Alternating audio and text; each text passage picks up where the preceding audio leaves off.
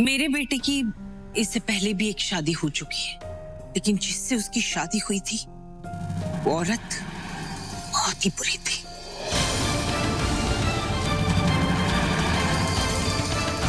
उसने सिर्फ और सिर्फ पैसों के लिए मेरे बेटे से शादी की थी।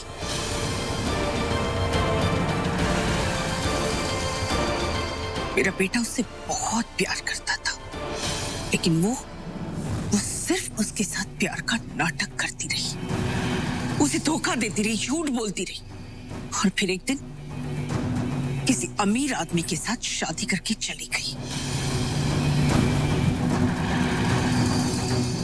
ये तो बहुत बुरा हुआ रणवीर के साथ। नहीं आरती बेटा, ये बुरा नहीं हुआ, बुरा उसके साथ किया गया।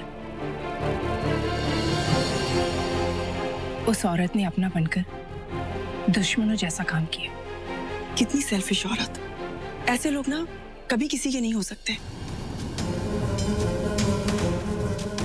ऐसी औरतों को सोसाइटी से बाहर फेंक देना चाहिए, जो सिर्फ और सिर्फ पैसों में अपनी खुशी ढूंढती है।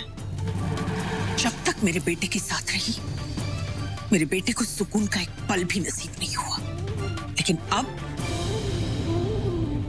वो सुकून के साथ नहीं रहेगी। वो मेरे बेटे को छोड़कर चली गई ना, अब वो अकेले रहेगी इस दुनिया में।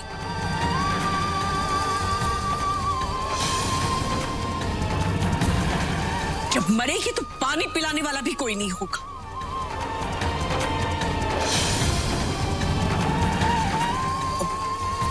मेरा मतलब है, जो कुछ भी हुआ उसमें मेरे बेटे का कोई कसूर नहीं है।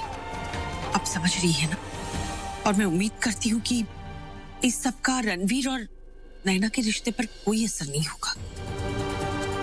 नहीं नहीं, आप फिक्र मत कीजिए। देखिए, अतीत हमारे हाथ में नहीं होता, हमारे हाथ होता है आने वाला कल। आपने हम सबको सच बताकर हमारे बच्चों का आने वाला कल संवार दिया है। हमें रणवीर का अतीत याद नहीं रहेगा, बस इतना याद रहेगा कि उसने हमारी नैना को उसकी खुशी लौटा दी।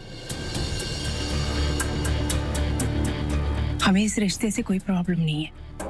लेकिन नैना बेटा, तुम्हें तो रणवीर के अतीत से कोई दिक्कत नहीं है ना?